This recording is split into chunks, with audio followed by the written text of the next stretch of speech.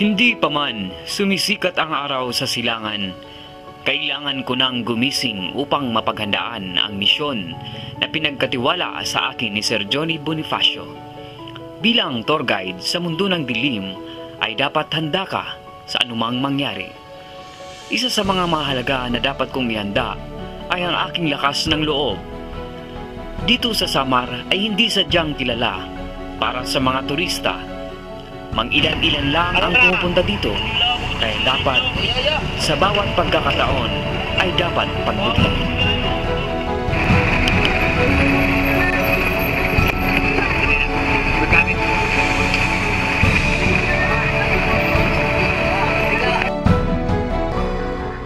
Kailangan naming magpaalam sa pamahalaan ng Calbiga bago kami pumunta sa aming paruroonan upang alam nila na may mga dayuhan.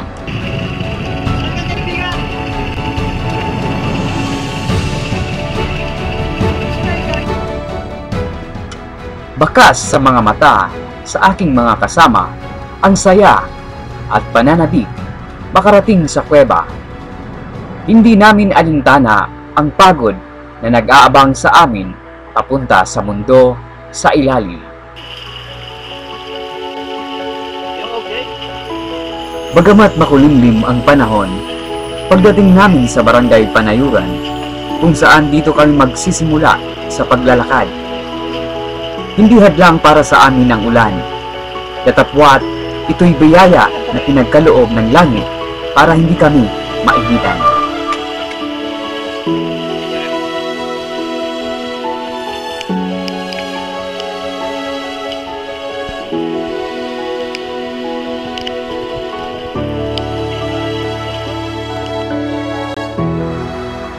Mahigit isang oras bago namin matanaw ang bibig ng Calbiga Cave.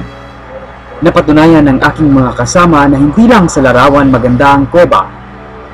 Pagod man kami sa paglalakad, ito'y biglang naglaho na parang bula nang makita namin ang Langon Gubingog Cave dito sa Samar.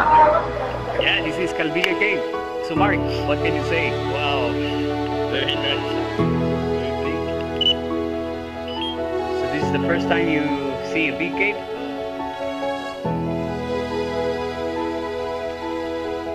So this is Calbiga Cave, the biggest.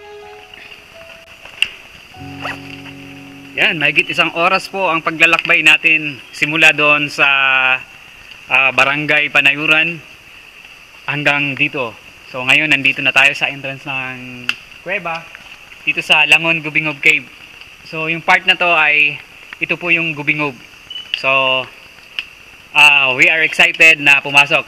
Are you excited, Mark? I'm excited. Okay. So mamaya magbibigay tayo ng guidelines for safety caving and the guidelines for conservation para alam natin kung ano yung gagawin natin pag pumasok tayo at alam natin kung paano yung sistema pag nandun tayo sa loob.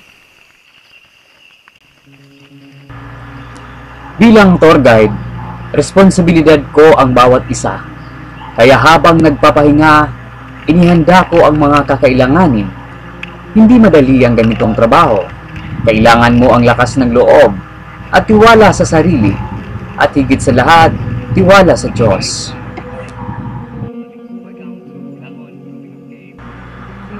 Mahalaga na malaman ng bawat isa ang mga batas tungkol sa kuweba at kung ano ang dapat gawin pag nandoon ka na sa dilim. Alam natin na ang bawat bagay na ating nakikita ay pagmamay-ari ng iba. Isipin natin na tayo ay mga bisita na dapat igalang at ingatan ang bawat disenyo ng kuweba.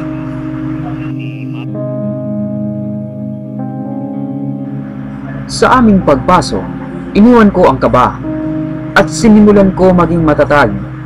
Hindi armas ang kailangan sa pagpasok sa ganitong mundo. Tibay ng loob at talas ng pag-iisip at paniniwala sa Diyos ang dapat mong dala. Get some of the rags.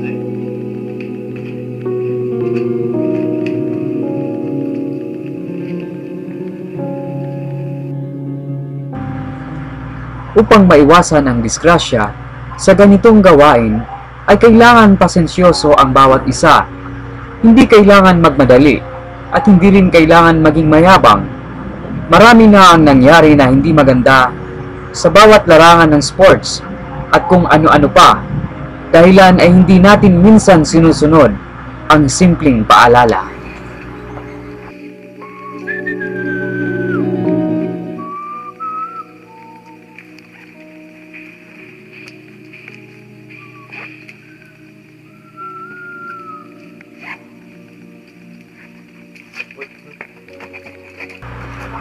Hindi ko man napag-aralan sa paaralan ang ganitong trabaho, pero may pagmamalaki ko na ang bawat natutunan ay minana ko sa aking mga kaibigan na eksperto sa ganitong gawain na nagmula pa sa ibang bansa upang maibahagi ang kanilang nalalaman. Ngunit ito'y walang saysay kung hindi ko rin sinanay. Sa bawat pagkakataon ay mahalaga sa akin upang ito'y matandaan.